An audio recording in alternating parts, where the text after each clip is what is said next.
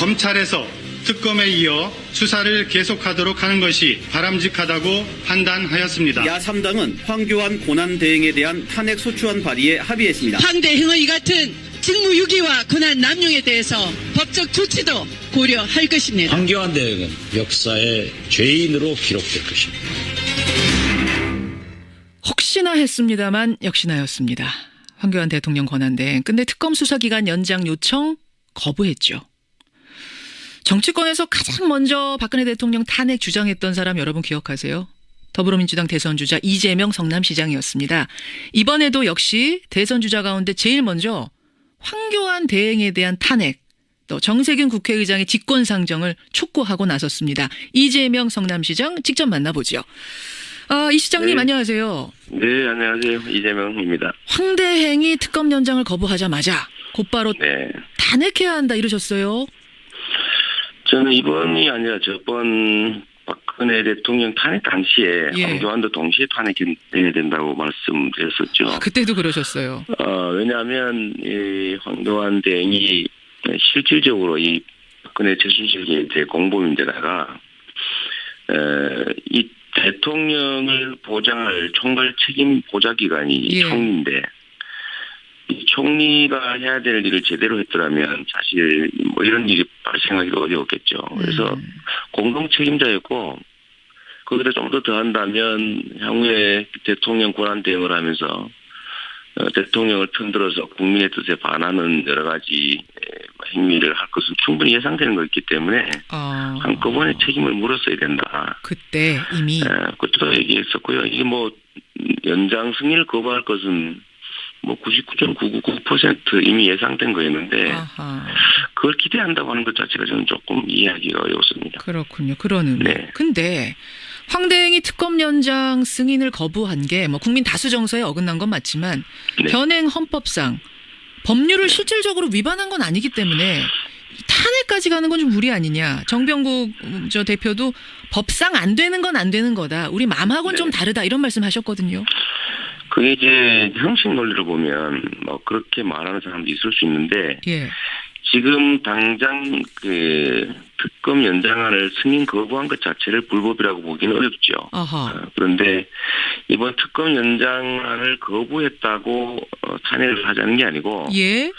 제 말씀은 이 헌법 위반이라고 하는 게 무슨 꼭 형사처벌 사안만을 말하는 건 아닙니다. 그러니까 법률이 또 헌법이 정한 의무를 이행하지 못하면 이게 지금 공무원을 파면하는 즉 징계하는 절차이기 때문에 국민의 뜻으로 과거에 헌법에 정한 국정총괄기관 즉 대통령 총괄 보좌기관의 보좌 업무를 충분히 못한 게 분명하기 때문에 예. 그게 탄핵 사유에 해당되는 거죠. 그렇기 때문에 탄핵을 할 법적 근거도 충분하다고 보시는 거예요. 그러면 네, 이 시장님. 이미 탄핵 근거는 만들어져 있는데 그걸 안 하고 있던 와중에 국민의 뜻에 어긋나는 행위를 추가했으니까 그건 정상 참작 사유고 과거에 이미 탄핵 사유는 만들어져 있다. 그런 박근혜 대통령 탄핵 소추할 때 이미 황교안 총리도 탄핵이 됐었어야 마땅하다. 같이 소추됐었어야 마땅하다. 이 말씀. 네, 공범이고 보좌 업무를 충실히 못한 형식적 요건도 이미 갖추었으니까. 근데 네. 황 대행을 탄핵한다면 지금 대통령 자격으로 탄핵하는 겁니까? 국무총리 자격으로 탄핵하는 겁니까? 왜냐하면 대통령 자격이 된다면 국회에서 3분의 2가 찬성을 해야 되고 국무총리만 3분의 1이 돼야 되고 이게 아주 다르거든요. 네, 그런 주장하는 분이 계신 것 같은데 형식 논리적으로 이건 대행할 뿐이고 그 총리는 총리일 뿐이죠. 총리를 탄핵하면 예? 총리가 없어진 거고 그러면 대통령의 권한 대행을 부총리가 대행하는 거지 총리의 대행을 대행하는 건 아닙니다. 예. 논리적으로 명확하죠. 그래서 총리다. 총리 자격으로 탄핵을 하면 충분합니다. 알겠습니다. 그러면 권한 대행이 또 나오는데 괜찮을까요? 너무 혼란스러워지는 건 아니냐 염려하시는 분도 계시는데. 권한 대행의 대행은 아니고 대행을 하는 선순위자가 사라진 정도에 불과하죠.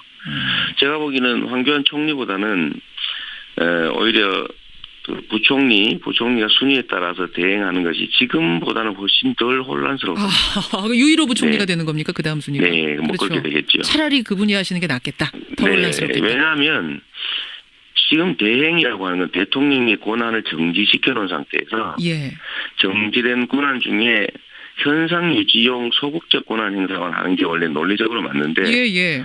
황대행이 지금 대통령 흉내를 내고 있지 않습니까? 흉내를 내고 있어서 네네. 유일호 부총리는 흉내 안 내실까요? 제가 보기에는 좀 차이가 있을 겁니다. 알겠습니다. 네네. 알겠습니다. 오늘 야사당 대표가 다시 만나서 논의를 한다고 하니까요. 이건 좀 지켜보도록 하고 네네. 이재명 성남시장 여러분 만나고 계십니다. 그나저나 목소리 많이 잠기셨어요, 시장님. 제가 지금 감기가 좀 들었어요. 감기 드셨어요. 호남에 계시죠? 네, 지금 광주입니다. 광주에 계세요. 네네. 광주 분위기는 어떻습니까? 호남 분위기 어떤가요? 원래 정치인 근처에는 좋아하는 사람만 가까이 오지 싫어하는 사람 가까이 안 오니까 되게 자기들이 느끼기에는 예. 분위기가 좋게 됐습니다. 분위기 좋습니까? 네네. 사실은 이제 호남은 상당히 전략적으로 투표를 하는 곳이거든요. 네, 뭐 그렇다고 합니다. 그렇죠. 보통. 그래서 1위인 문재인 후보가 안 된다고 생각하는 이제 투표자가 있다면 네. 2위인 안희정 후보를 전략적으로 밀지 않겠느냐. 그래서 3위인 이재명 시장은 좀 불리할 거다라는 이런 분석도 나오는데 어떻게 보세요? 호남의 전략성이라고 하는 거를 대세를 추종하는 그 추종적 투표를 한다는 뜻이 아닙니다. 필요한 사람 중에서 예. 누가 더 나을까, 누가 더 가능성이 높을까를 생각하는데 제가 보기에는 호남 민심이 바라는 거는 이 나라의 진짜 변화입니다. 단순한 정권 담당자의 교체가 아니라 예. 제대로 된 정권 교체. 권력 담당자나 담당 세력을 바꿔서 국민의 삶이 또는 우리 호남 민심이 바라는 제대로 된 변화가 없다면 그거 바꿔서 뭐 하겠습니까? 아하. 그래서 청산할 세력을 명확하게 청산하고 예.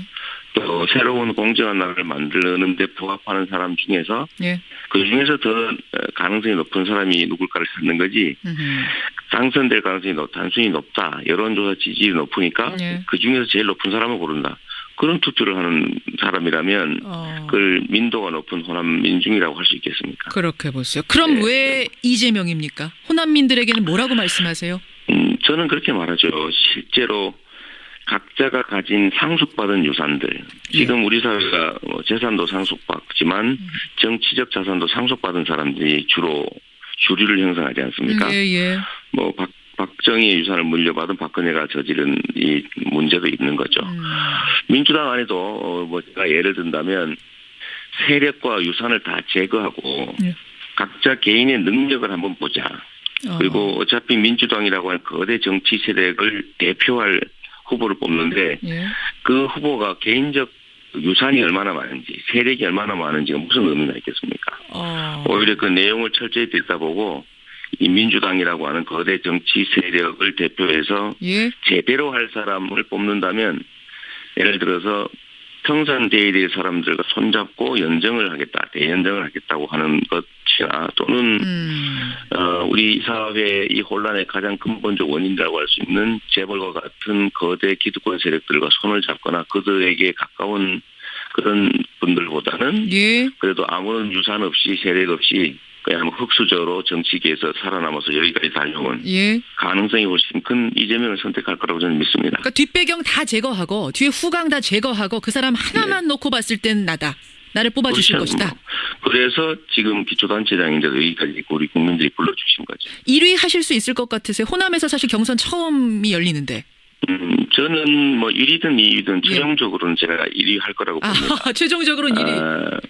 이게 한번 실제로 들여다보면 5천만 명을 대상으로 수동적으로 물어보는 질문에 답하는 것하고 경선은 다를 수밖에 없는 것이 국민 5천만 명 중에 겨우 3, 4%가 등록해서 한 2% 정도가 투표할 겁니다.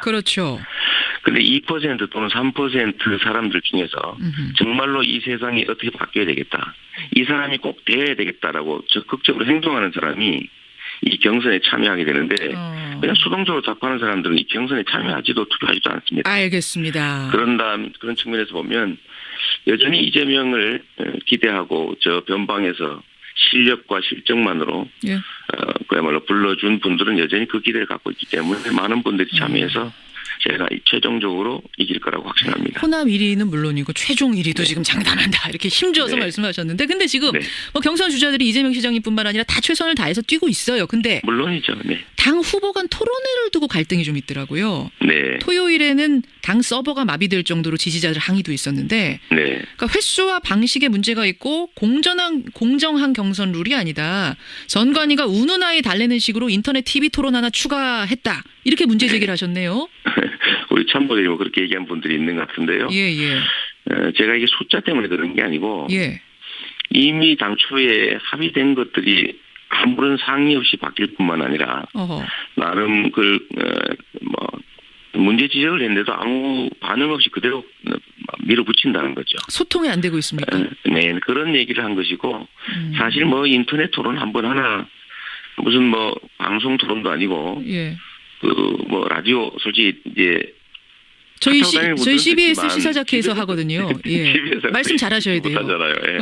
그래서 그런 얘기들을 한 거지 이게 숫자가 몇 번이다 이런 걸 따지는 건 아닙니다. 그리고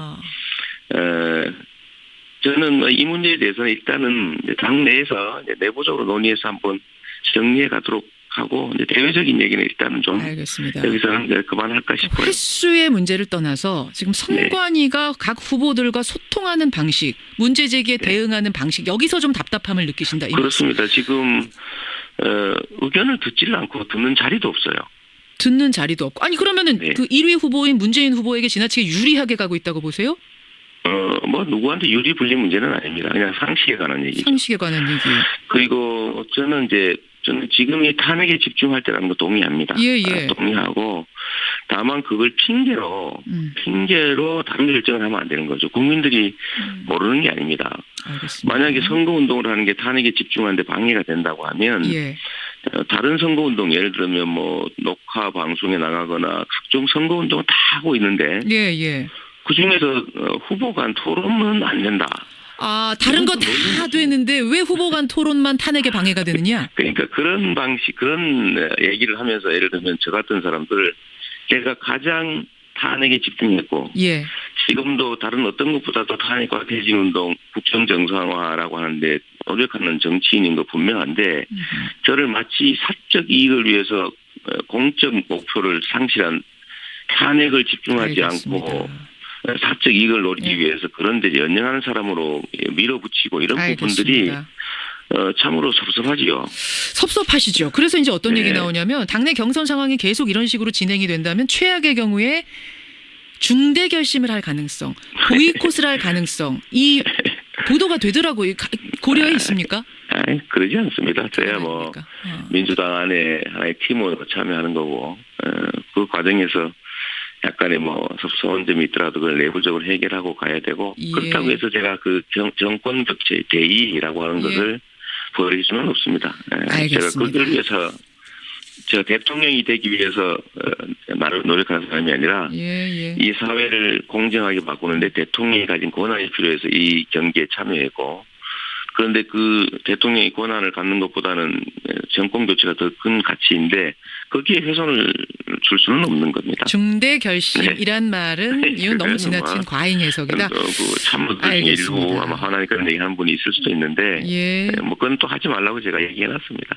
7002님이요. 이재명 시장님 감기 조심하세요. 지지자가 문자 주셨는데 감기 조심하시고요. 목소리 관리 잘하시고요. 오늘 고맙습니다. 네, 감사합니다. 이재명 성남시장이었습니다. 불법이라고 보기는 어렵죠.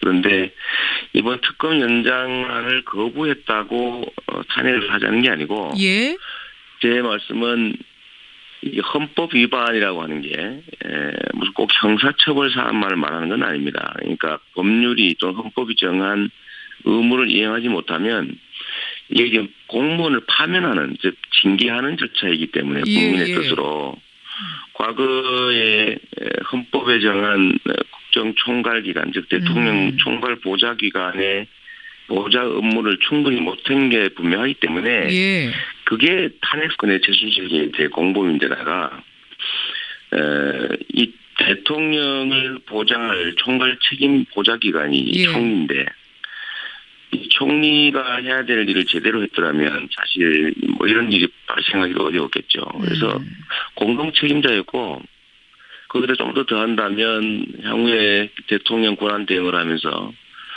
대통령을 편들어서 국민의 뜻에 반하는 여러 가지 행위를 할 것은 충분히 예상되는 거였기 때문에 한꺼번에 책임을 물었어야 된다. 그때 이미 그것도 얘기했었고요. 이게 뭐 연장 승인을 거부할 것은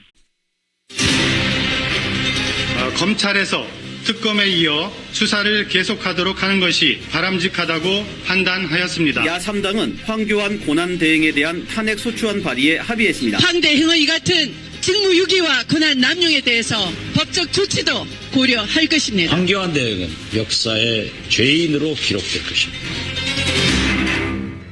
혹시나 했습니다만 역시나였습니다. 황교안 대통령 권한대행. 근데 특검 수사기간 연장 요청 거부했죠.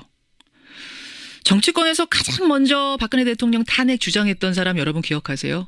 더불어민주당 대선. 99.999% 이미 예상된 거였는데 아하. 그걸 기대한다고 하는 것 자체가 저는 조금 이해하기가 어렵습니다. 그렇군요. 그런 의미. 네. 근데 황 대행이 특검 연장 승인을 거부한 게 뭐 국민 다수 정서에 어긋난 건 맞지만 네. 현행 헌법상 법률을 실질적으로 위반한 건 아니기 때문에 탄핵까지 가는 건 좀 무리 아니냐. 정병국 저 대표도 법상 안 되는 건 안 되는 거다. 우리 마음하고는 좀 다르다. 이런 말씀 하셨거든요. 그게 이제 형식 논리를 보면 뭐 그렇게 말하는 사람도 있을 수 있는데 예. 지금 당장 그 특검 연장안을 승인 거부한 것 자체 주자 이재명 성남시장이었습니다. 이번에도 역시 대선 주자 가운데 제일 먼저 황교안 대행에 대한 탄핵, 또 정세균 국회의장의 직권상정을 촉구하고 나섰습니다. 이재명 성남시장 직접 만나보죠. 이 시장님 네. 안녕하세요. 네, 안녕하세요. 이재명입니다. 황 대행이 특검 연장을 거부하자마자 곧바로 네. 탄핵해야 한다 이러셨어요. 저는 이번이 아니라 저번 박근혜 대통령 탄핵 당시에 예. 황교안도 동시에 탄핵해야 된다고 말씀드렸었죠. 그때도 그러셨어요. 왜냐하면 이 황교안 대행이 실질적으로 이